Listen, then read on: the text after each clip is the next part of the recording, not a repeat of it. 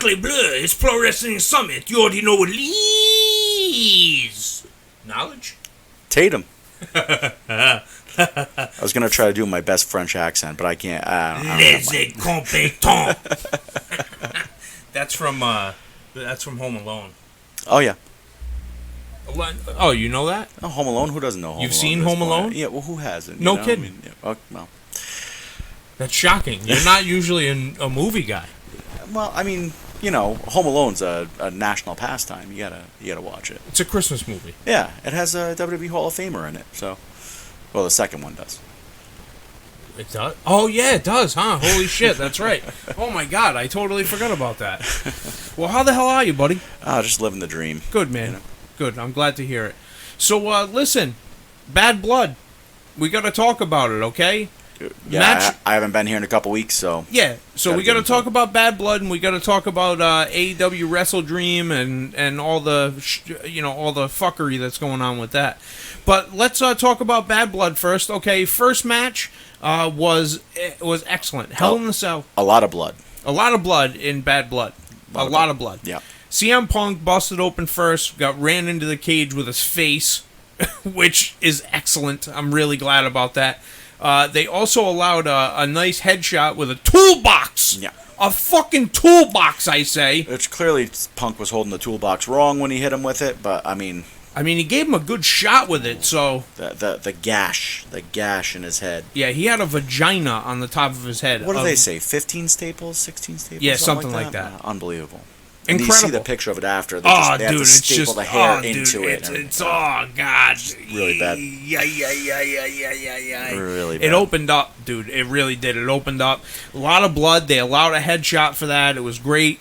But the amazing thing is, and we were talking about this before in the last few weeks, the story that they told there was probably the best story they could have told in a Hell in a Cell between those two competitors, between Drew and CM Punk. Yep. I told you the last show, I was worried about it. I thought that the Hell in a Cell was not the vessel they should be using to finish off their series. I thought it was going to be gimmicky, and it was going to do what the Hell in a Cells for the last 5 or 6 times they've used the Hell in a Cell have been, which is just gimmicky matches where they bring in a whole bunch of crap that doesn't make sense. Yeah. But pretty much the entire match made sense.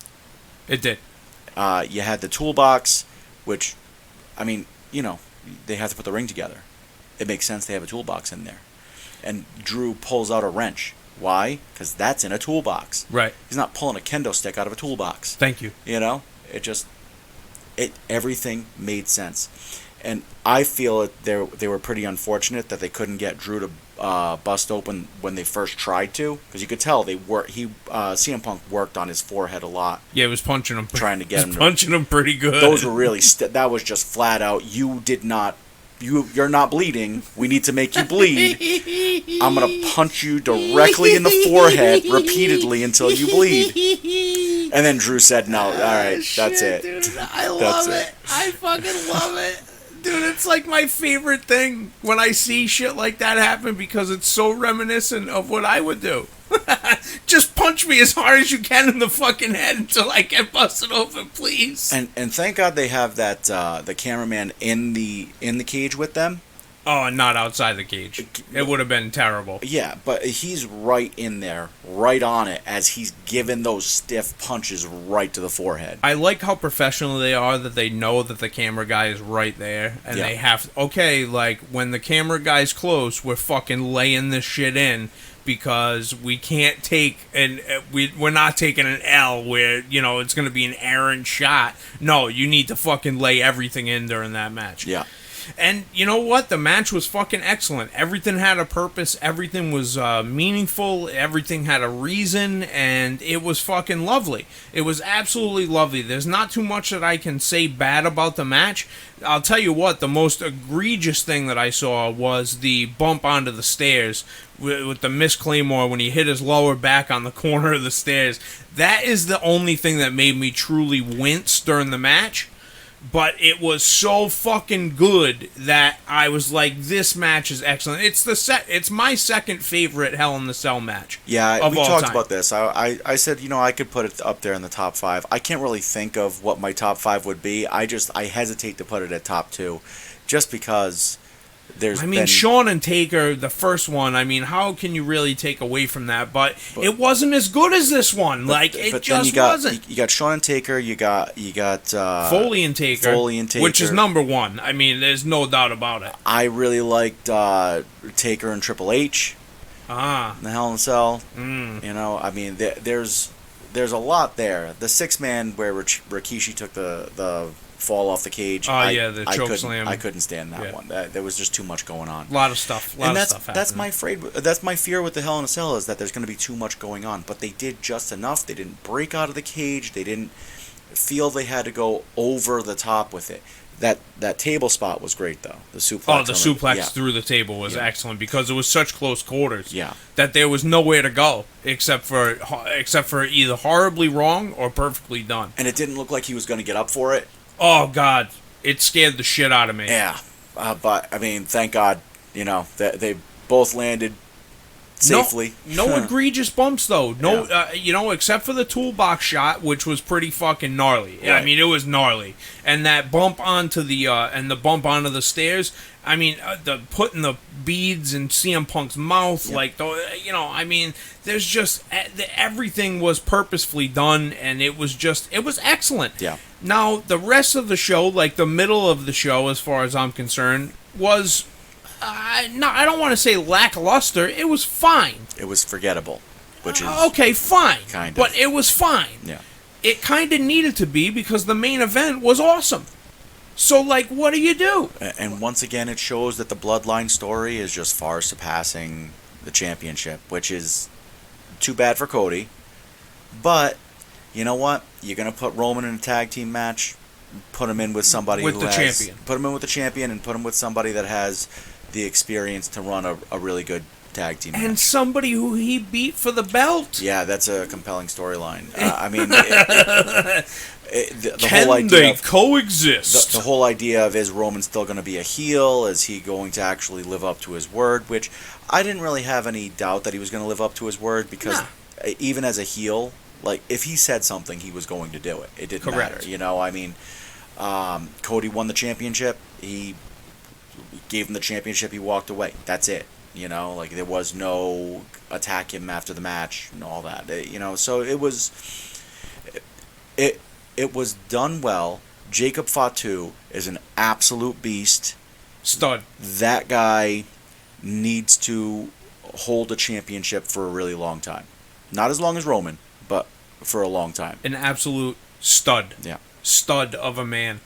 He is exactly what I expect a Samoan wrestler to be like, and I understand now why they were not able to bring him in immediately with Solo, because he has outshone Solo in every capacity possible, known to man. Yeah, I said it to you earlier. They could have made that a handicap match, Roman and Cody against Jacob Fatu, and I would have believed it.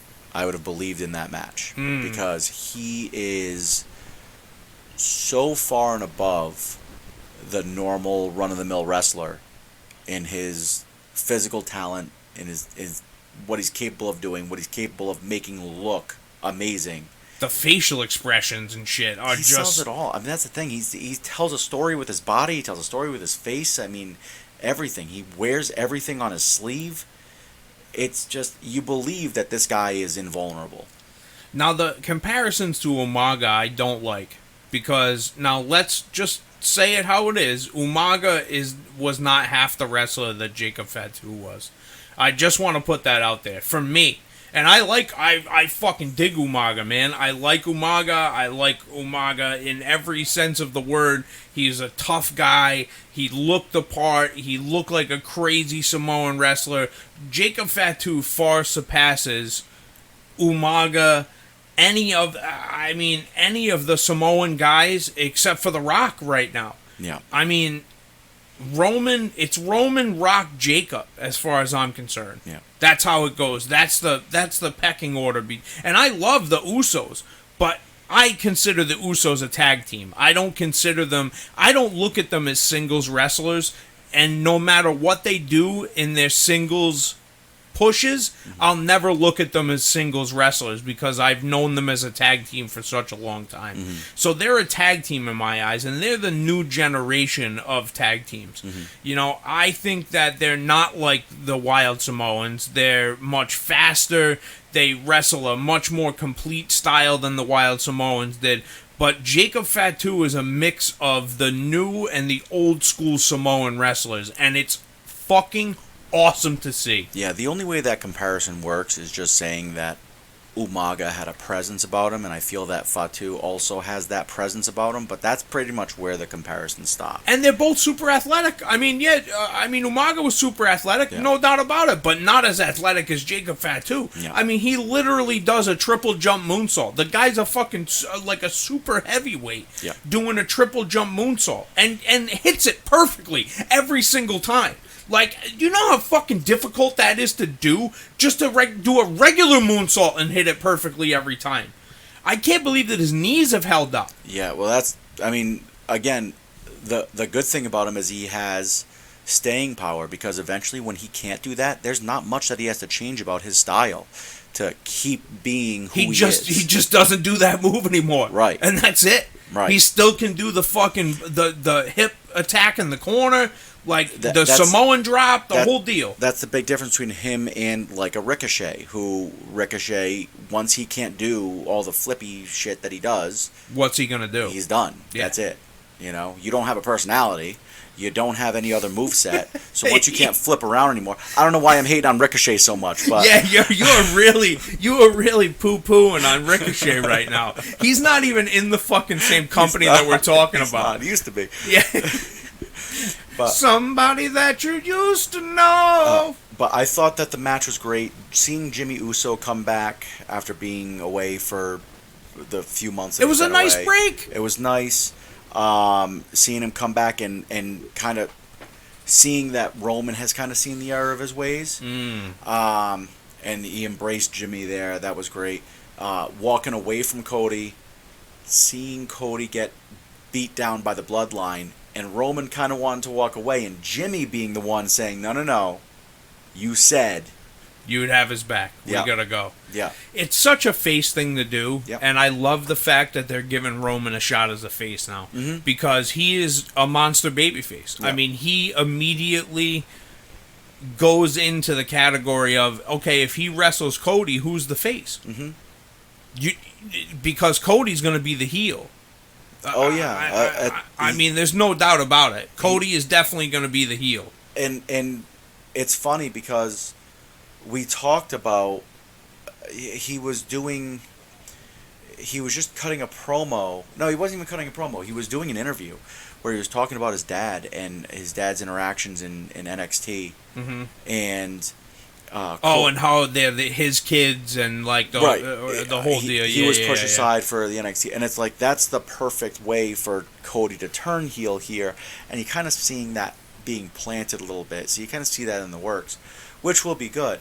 And then you had one of my least favorite moments of the night, where all of a sudden, you know, they're embracing. Okay, Cody's they accept him and everything, and then the Rock's music hits. And he doesn't even come down to the ring. Doesn't come down to the ring. Nothing. He has his own personalized championship that he made Muhammad Ali's family members give to him. Oh my god, dude. It's so crazy. He's such a mark for himself, dude. It's so fucking crazy to me. But I don't understand. Here's the worst part about this. And this is something that I didn't even share with you. I'm watching this at home. And I never really watch wrestling in front of my kids. They're little, so I don't really watch wrestling in front of my kids right now. But for whatever reason, I was just like, you know what? I'm just going to watch it. And I'm watching it with my kids, and they kind of ignored the whole thing. They were like, oh, who's the bad guy? Who's the... All right, whatever. And they did whatever they're going to do. And then the Rock's music hit, and my kids stopped. All of them. And my oldest was like, who's that. And it's like, that's the most electrifying man in sports entertainment.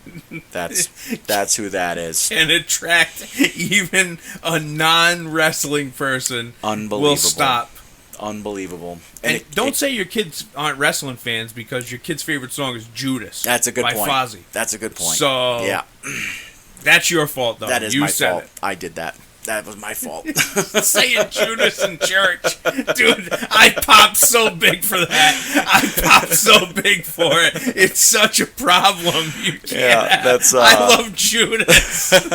It's not good for church on a Sunday. It is not. Oh, shit, dude. Oh my God! But yeah, dude, when The Rock can stop even a little kid who knows nothing about wrestling, Yeah. you understand the power of a guy like that. It's and you can understand why they're going to put him back in the story, and you can understand why they're probably going to make him headline WrestleMania again. So do they do the 3-way? I've told you about this before. I think that they don't do the 3-way. I think that they have to do something where they have Rock and Roman main event night 1, and Winner gets Cody in night 2. yeah, like either Roman or The Rock win the Rumble. Do you think The Rock fucks Roman and shakes Cody's hand? It's all a possibility. It's Anything, all a possibility. everything's up in the air as far as I'm concerned. Or neither of them win the Rumble, because that's the other thing. You know, maybe you just have somebody challenge. Oh, Brock's winning the Rumble. Right, so The Rock and Roman and don't have to win the Rumble, but that's what it's going to be. Or Goldberg. Like, who's going to restore the family name here as the tribal chief? Oof, man, it's spicy. So I think you get The Rock and Roman, and then I think we have another Roman Cody. See, now, if it was me, I would have Gunther win the Rumble. That, I mean, so there is no competition for me. That'd be interesting. They don't do stuff like that. You know? Because they're not forward thinking like that. They're like, oh, we gotta have somebody to put it on so they can, like, what the main event is. But dude, if Gunther won, Gunther. Yeah, because where do you go from there? Who's gonna challenge who? Yeah. Does Gunther challenge Cody for the whole ball of wax? I mean, that would be epic. So then do you have Rock and Roman wrestle for the Ulafala? Yeah, you have to. Yeah. I mean, that's what I would do. I mean, that's the real championship as far as I'm concerned. No kidding. It within their family, that's where the real championship is right there. Yeah. Who wears the Ulafala? Who? Yeah. Because it's not going to be Solo come WrestleMania time, I can tell you that. Ulafala versus People's Championship. Yeah. A title that nobody cares about. It's like the FTW Championship in AEW. Oh man, Hook's gonna win it in WrestleMania. Bro, I'll fucking cry. I'll cry. That's the swerve we didn't realize we were gonna get all along. Was It's a swerve. the Rock's coming back to wrestle Hook at WrestleMania. Yo, he shits bigger than that kid. Family versus family. That's not even funny. Don't even don't even put that out in the ethos, man, because like give the people what they want. give the people what they want. Rock versus Hook. No fucking way. Well, that takes care of Bad Blood, essentially, because those are the only two matches that were really worth their salt on the show. Well, so then let's go talk about a show that had 45 matches. Yeah, let's talk about AEW. And, okay, so really the only things that happened on the AEW show is that were really worth any value were Adam Cole returned, MJF came back to confront Daniel Garcia, Adam Cole was there, and then we had Jon Moxley beat Bryan Danielson to end his in-ring, full-time in-ring career, which, to be quite honest with you, dude, is well overdue as far as I'm concerned. He deserves to... He went out in Seattle, in Tacoma, on his Shield. Like, that's the way to go out. I don't know why. Listen, I get it. Jon Moxley is the most compelling story on their show because they don't have stories. So, but what does Jon Moxley need? Does Jon Moxley need to put away Bryan Danielson. No, but I also think that you can't have a young guy do it because it's got to be somebody who's reputable enough. And to be quite honest with you, besides Will Ospreay, who was the champion going in, who was a champion going into that show with the international title, or Swerve, who else should take the title off of him? I mean, well, I thought Swerve should be the one to retire him. I've said that for well, months I now. think that should have happened, and Swerve should have kept the title. Yeah, absolutely. I don't think that they should have taken the title off of Danielson in his first true, real defense. He loses it to fucking Jon Moxley. But I get why they did it. I don't think they wanted to do it now. But when he comes out and he says, listen, you know, my neck is fucked. I couldn't feel my legs, you know, like my legs were weak. I couldn't stand. You know, I could barely kick out. You know, it's time at that point. It's like, what else? What else could you possibly do? But and I think the plan is to put it on Darby. You know, based upon the last shot on the fucking pay-per-view, it looks like they're going to put the belt on Darby, and Darby's going to beat Jon Moxley, which I get. There is a story there, but are they going to tell it properly? They don't know how to tell stories properly, so I'm not sure. They could have done this whole story with Swerve. They could have circumvented this whole fucking thing. Moxley does not need the championship again. And he does not need this storyline. He does not need to be this... Especially with who he is right now. Right. He is a lunatic. Clearly, they have a pretty good relationship, Moxley and Danielson. Obviously. Why can't they go out being friends? Why can't Danielson go out with being friends with Moxley? And saying, hey, you know what? Danielson's gone now. The Blackpool Combat Club? Thank you. I was going to say British. The Blackpool Combat... I mess it up. Blackpool Combat Club is gone. There is no Blackpool Combat Club. It's just me now. I don't, you know... I don't associate with you people. So, having Wheeler Yuta come out and suffocate him with a bag. Danielson, it was unnecessary. I just don't... A lot of it is just so unnecessary, and I feel like that's the majority of what AEW is now, is just unnecessary. When, again, I have no problem with the aggression. I have no problem with Bryan Danielson going out, being taken out, and being forced into retirement. That's fine. You could have done it with Swerve, and at the same point, elevated Swerve. Now you're doing this with Moxley to elevate Moxley. He's already your top guy. He doesn't need that. And he's untouchable already. Completely untouchable. So why do we need that? Why do we need this? Why do we need a sad, dreary-looking Jon Moxley trying to literally kill the guy that's his best friend in the business? Well, a lot of people are saying it's like Jon Moxley is like American History X. And I'm like, I don't know how we get... Why? Because he has a bald head and a goatee? Like, I don't understand how we get that comparison. Like, have you people even watched American History X? Yeah. That movie is fucking dark, man. That is a dark fucking movie. I will say there was a interesting connection that people made where Seth Rollins was Bryan Danielson's last match on Raw, Roman Reigns' last match on SmackDown, and now... Moxley, the Shield has finally taken over wrestling. Right.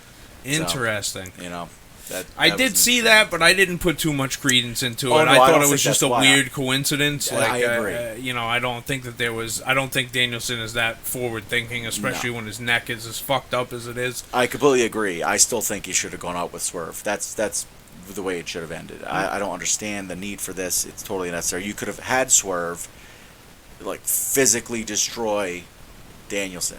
That match was so brutal as it was anyway. Right.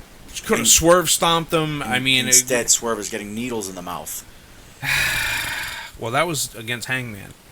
Yeah, no, I know. But you take the title off and he gets needles in the mouth from Hangman. Yeah, I understand what you're saying. You know? And then yesterday, we got to see the in-ring debut of Shelton Benjamin. Oh, my God. This guy, where did this Shelton Benjamin come from? Dude... He was beating the fuck out of poor Leo Rush. Leo Rush, I think he's going to be tasting Shelton Benjamin's boot for the Dude, next 5 years. Dude, that super kick was fucking amazing. It was amazing. It's his second best super kick he's ever thrown. His second best super kick he's ever thrown. What was the first one? The To one Shawn off Michaels. to Shawn off the ropes. Well, When- that, and you know what? That was it's his best super kick he's ever thrown because he ate that super kick from Shawn Michaels. So what Yeah. am I talking about? yeah. But it's the second best thing that Shelton Benjamin has done with a super kick in Yeah, his career. it was pretty incredible, man, I gotta say. And, I was happy to see Shelton. I love Shelton. I did not expect that out of Shelton Benjamin. I don't think anybody did. Yeah. I think that I like that a lot, that he's fucking being mean like that. Well, because we were both saying like, oh, what is he just he's just a guy now for MVP? Yeah. But that's not just a guy right there. Dude, he looks incredible. Yeah. He he came in shape. He looks great. Yeah. And he was working tight. And good for Leo Rush, because he You had a job to understood- do. He and understood the assignment. He took the assignment and took his ass beaten like a man. Yeah. And took it, take it to the limit. Made him one more time. Made him look like he was like 15 years younger. Yeah, no, he did. He fucking looked incredible. Shelton looked fucking amazing. I was really fucking happy to see that. But the only other thing on WrestleDream that really stood out to me, other than the people coming back and like all that shit, and people coming in and new people and all that, I think the thing that really stood out to me was Konosuke Takeshita winning the fucking international belt. Good for him. And I think that he is the next star of AEW. I don't think that people understand how good he really is yet. But the people in the know who know. You gotta he's gonna be, if he continues on this trend, he'll be the biggest comeback story in AEW, because he was brought in. He was super hot, and then he kind of meandered around for a while, and now Went to Japan, worked the G1, this and then entire came back. year Yep. he's been working his way back, and Yep. every single match that he's had, he has put out a stellar match. I just wish there was storyline with it. But I wish that Don Callis would speak for him more. yeah, why do you have Don Callis if you're not going to have him talk for? I don't understand. These guys Or can't even talk. Kyle Fletcher or somebody speak for the fucking guy. Like you're just like Okada's got this. Bring in Funaki. Have him talk for him. No, he's working in NXT with Julia. That's a good point. He's doing the speaking for Julia because Julia speaks fine English. Right. Well, definitely well enough to get by. Right. But that's all good. I mean, totally fine. I think the one of the stories that isn't talked about enough with AEW with WrestleDream is Daniel Garcia. What an amazing story for him. He got a huge contract to be the focal point of Adam Cole's return, and now he can go away. Because what was the point of all that? To get him to work with Jack Perry, I guess. He's Jack Perry's next guy, but he's gonna team up with Top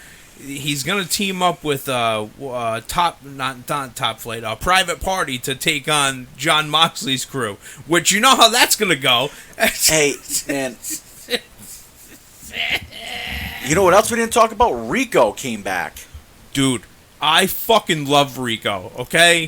What? MXM, what a genius, brilliant fucking move to bring back Billy Gunn's fucking nemesis, who made him almost marry a man. Yeah, they should have brought back Chuck Palumbo, too. I think he's dead. Bring him back anyway. You're gonna Katie Vick the guy? I don't think Chuck Palumbo's dead, is he? I think he's dead, bro. No, I didn't miss that one.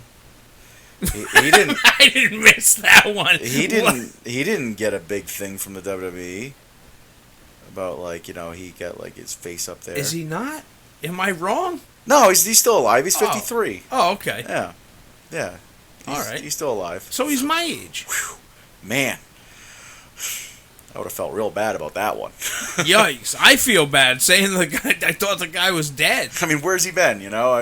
I haven't seen the guy. I didn't see Rico either. Apparently, he's been hanging around in Italy or something. I don't know. Bro, those sideburns are fucking amazing. Those sideburns are crisp and tight. I hope he sticks around. And he hasn't missed a step either. He came back and he had a pretty decent match. Well, it wasn't really a match. I mean, he was more like a valet, and he took the famouser for Billy. But I mean, he looked great doing it. Yeah. Like, it was really good. It was awesome. I like MXM. I always fucking do that. I always put the X first. XMM. I always try to do that instead of doing MXM. I can understand it. It doesn't make sense. Your name isn't easy to say. Get a better name. Maximum Male Models. Right. Yeah, that should be your name. Right. Everywhere you go, I'll follow you down. Yeah, it was nothing. Right now in AEW, every single one of their title holders is a heel. How does that? One. Yeah, see, I know I sent that to you, and I was like, "Tell me how this makes sense." And on WrestleDream, they only had one women's match. How do you only have one women's match when you have as supposedly stacked of a women's roster? See, this is my whole issue, man. It's my whole issue. Like, I just don't understand the things that are common sense to moi are not common sense to the guy running the company. Like, and I shouldn't be smarter than the guy running the company. And not saying that I am smarter than him. He's a very intelligent man. He just doesn't know how to fucking book wrestling. Why am I watching Hologram in a 2 out of 3 falls match against the Beast Mortos when I could have seen that on Collision or fucking Dynamite or the pre-show? Yeah. Okay, thank you very much on the pre-show. Perfect. Now we're talking. There's plenty of places that you could. Are people really clamoring for the Beast Muertos to be in? I mean, I really I like the Beast Mortos, but like I'm not clamoring to see Hologram. The guy has fucking a glow stick light up vest. I'm not clamoring to see the Beast Muertos because there's no reason to see him. There's no reason to see any of this. Yeah, I mean, I kind of guess you're right. You know, again, there's no selling. I think that's my problem, is that nobody fucking sells. There's no selling. I'm going to sound like a WWE mark, and I'm really not trying to be. But there were 6 matches on Bad Blood, and there were 13 matches on WrestleDream. Not including pre-show. And which is another 6. There was 19 matches total on the show. I was wrapped in to Bad Blood. You couldn't care less about WrestleDream. Couldn't care less about WrestleDream. On Bryan Danielson's last match. Daniel Bryan, you did it again. I did it. I keep. You're a mark, bro. You're a fucking mark for WWE. I am. That's it. You just can't get away from it. You got me. You got me. So. You got me. I'm a total mark. I'm a sucker for pain. What's that? Who sings that? Got me. No, isn't that like Maroon 5 or something? Or fucking, not Maroon 5. What's the name of that band? It was in some movie. Sucker for Pain? No, I got nothing for you. Okay, great. Nothing for you on that one. Thanks a lot. But, right. You know, they're good. They're abusing, not abusing, they're refusing to use I don't even know if I want to say refusing, ignoring the women's matches. Did you see what happened during the press conference? Oh yeah, after nobody the cared. Show with Mariah May. Nobody no questions, huh? Nobody okay, cared. Thanks guys for supporting women's wrestling. You're not supporting women's wrestling. What a great response to the people who didn't ask a motherfucking question from Mariah May. Good for her. I was so happy that she did that because she made them feel like pieces of shit. Well, yeah, but I get that. But also, like, look within, because your company 100%. clearly doesn't care about women's wrestling. I totally get it. 13 matches and they gave you 1. You have Mercedes Moné, who is one of the highest paid wrestlers in the world right now. Not wrestling on the show. How does that make sense? Apparently, if she's bringing in tickets to that's so worth. If people are there to see her, that it's so worth paying her that much. Who is there to see her? No one. You know it just as well as I do. Not a single person. There's nobody there. Nobody cares. No. She's the same character that she was in WWE. C-E-O-C. Would you stop it, please? I'm going to fucking throw this microphone at you. Dude, I don't dislike a lot of people in wrestling, right? I really don't. Like, I don't genuinely dislike people. She is a person that, like, she has go-away heat for me. Yep. Like, I can't even stand to watch her shit. I do, but I can't stand to watch her shit. Right. Because it's just like, dude, you're Sasha Banks. Mm-hmm. Like, I don't understand. I don't get it. I don't understand you. That's my line, that she's Sasha Banks, because then we can just lump me in with the WWE marks again. I'm going to throw this fucking microphone at you. It's not going to last long. You're going to hear the microphone ping off of your head like Drew McIntyre with the toolbox, and then that's going to be it. You're going to open up. I'm going to open up a vagina on the top of your head. Just 18 staples. Just staple me shut. Yeah, that's not even funny. You would pass out immediately. Don't even front. Yeah, you would. I am not. I absolutely would. From past experiences. I would see my own blood and I'd pass out. That would be it. Well, that covers basically WrestleDream and Bad Blood. So, I mean, we don't really, I didn't really want to talk about much else on this episode. Oh, we're not going to talk about the Crown Jewel Championships? You're gonna hit me. All right. You know what? I'm gonna have to. We're gonna have to stop this because I'm gonna beat the shit out of you outside. I'm gonna drag you outside by your fucking beard, and I'm gonna beat the shit out of you. I thought that the 24/7 championship looked bad. Those are the most disgusting championships I've ever seen, and they're completely pointless. They don't even hold a purpose. You might as well just bathe them in Saudi oil. 50 carats worth of diamonds in the thing. What the fuck? For what? For what night? For Braun Strowman still holding his greatest Royal Rumble championship. It is the most ridiculous fucking concept ever. I don't understand. Dipped in Saudi oil. That's so fucked up. It's gonna be blacked out like the TNT championship. Oh, I like that TNT championship, though. Again, I still give him credit for making himself. It's pretty solid. Well, this has been Pro Wrestling Summer. Make sure that you follow us on Instagram at good.villain.media. You can also follow us at Pro Wrestling Summit RI on Instagram.